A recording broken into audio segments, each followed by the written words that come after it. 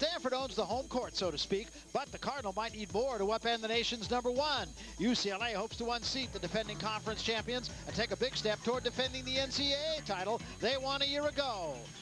Valerie Condos Field has reason for pride. This year's Bruins are again loaded, but before they contemplate a repeat, they need to contemplate the 6 other Pac-10 opponents who look to win themselves.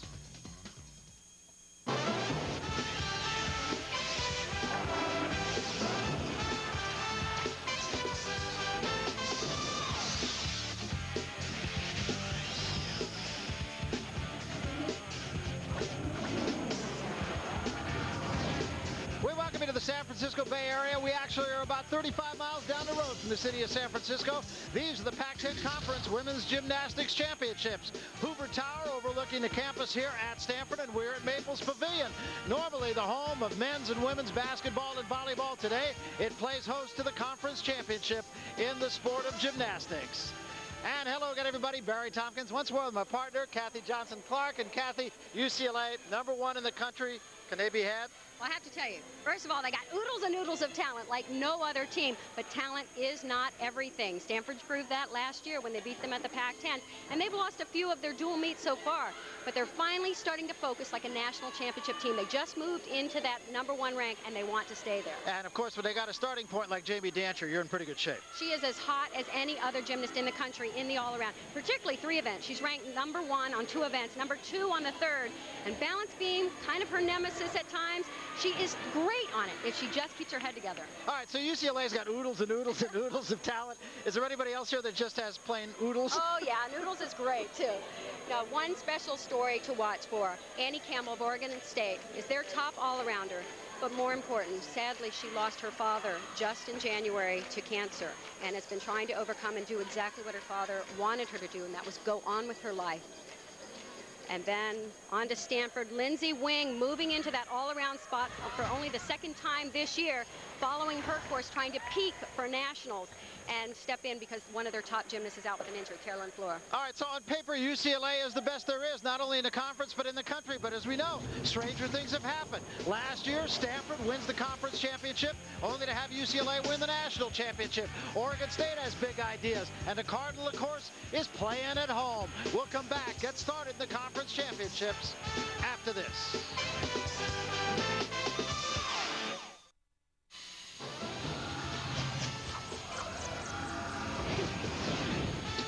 You're looking at San Francisco. We're down the road for the start of the Pac-10 Women's Gymnastics Championships. We're on the farm at Stanford. Maples Pavilion, the scene of the 2002 Pac-10 Women's Gymnastics Championship. Stanford looking for a home edge here, trying to get things done, trying to get out of the blocks early. We're just in our first rotation. 7 teams competing for different disciplines going on at the same time. So in rotation 1, California will be involved, Arizona on the uneven bars, Arizona State on beam, and Stanford will be in floor exercise. UCLA, Washington, and Oregon State have first-round byes. There is a look at Kristin Smith in her first year here. Oddly enough, she went to school in California, and she feels it is imperative for her team to get out and do well early. I think when they step on the floor, it's going to depend on their energy level and their excitement for the meet. We're coming off finals. They should have the weight of the world kind of off their shoulders with school, and I'm hoping they bring really good energy and enthusiasm to this meet tonight. Finals always coming right about this time of year, and it is a great relief for a lot of the student athletes to just get back to doing what they enjoy doing most. Kristin Jensen will be our first competitor that we'll be seeing in floor exercise. Kristin. One thing to keep in mind, there are 6 gymnasts on each team. The top 5 scores count, so they'll drop the lowest score. And that's a very, very crucial part of collegiate gymnastics, especially. They really work toward putting that team unit together and pick up when they need to. If somebody else falters, they step right in and try and pick up the slack and not count a fall. All the coaches I talk to, their huge goal for this competition, they all want to hit 24 for 24, and very few teams have done that yet this year. And that accounts, I think, for a lot of the dual losses that teams like UCLA have suffered through this year, despite being #1 in the country. You and I have always talked about the national rankings as being skewed in a little bit different way than you might know from other major sports. Well, it's kind of like comparing apples to oranges when they're not in the same competition being judged at the same time. Somebody's scoring a certain score on the other end of the country, and you're comparing those two. It's hard to do. So the tendency is, too, they're trying to crank the scores up and just score really, really high. So they're all packed in there all at the same, in those 2/10 range between 9-8 and 10-0. So now Kristin Jensen on the floor exercise. And you might notice here, incidentally, before we get too far into this, that the floor exercise mat is in the corner of Maples Pavilion here. Usually it's in the very center in almost any competition that you would go to. But there's a very good reason for its being where it is. Huge controversy. This floor, the actual basketball floor, is spring-loaded. So when you put a spring-loaded floor on top of a spring-loaded floor, it creates, you would think that'd be great. Hey, send me through the roof on my tumbling. Actually, it almost kills your balance at times. And it's very dangerous to many of the coaches. And so they had a 3-hour meeting and got it moved over to the side where it's a little bit better. But still, like right where Kristin is now, right about the free throw line of the basketball court. So there's more spring on one side than there would be on the other. Can it cause you to over-rotate? I would imagine. It depends. As I said, sometimes if you've ever bounced on a trampoline and had your bounce killed, you just stop. You get no height. Or you can get double bounce and sent flying.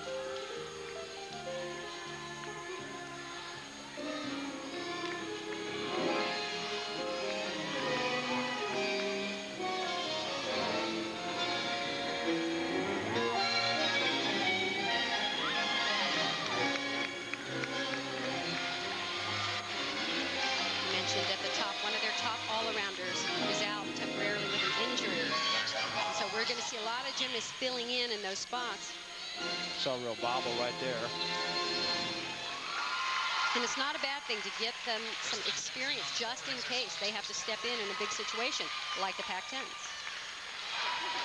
So Kristin Jensen, and we will, of course, get her score for you just as soon as it's available. And I think we'll see that little bobble that will cost her. Many things that judges look for on the floor exercise, and first and foremost, good landings.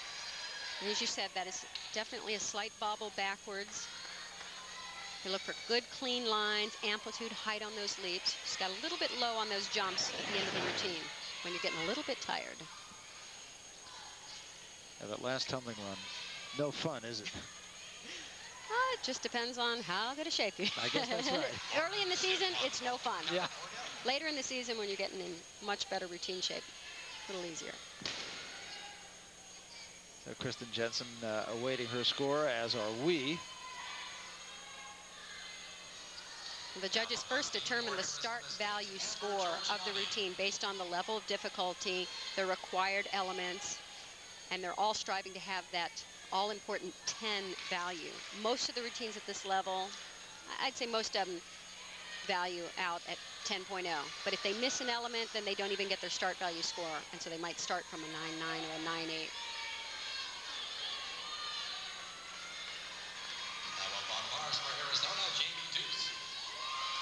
And on floor exercise for Stanford, Becky Meldrum.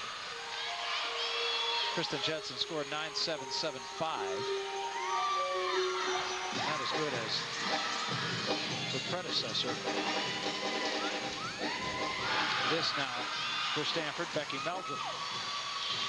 She has definitely proven herself to be a veteran. Very much an emotional team leader. Ooh, low on that tumbling pass.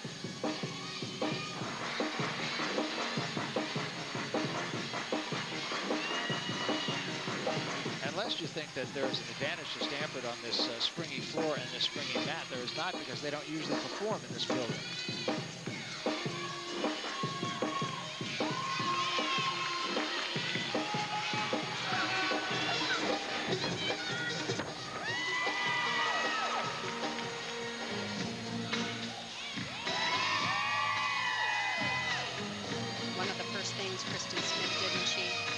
As their head coach, was to redesign, re-choreograph all the floor routines.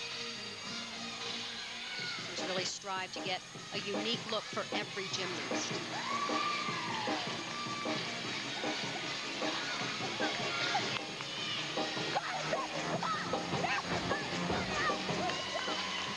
little bit.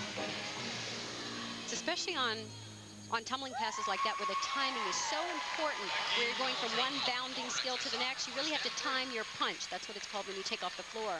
And that's where the additional bounce of the floor beneath it could have an effect, either negatively or positively. So we'll watch that last tumbling run again of Becky Meldrum's. This is a back with a half, and right as she lands that first tumbling skill, she has to punch immediately into the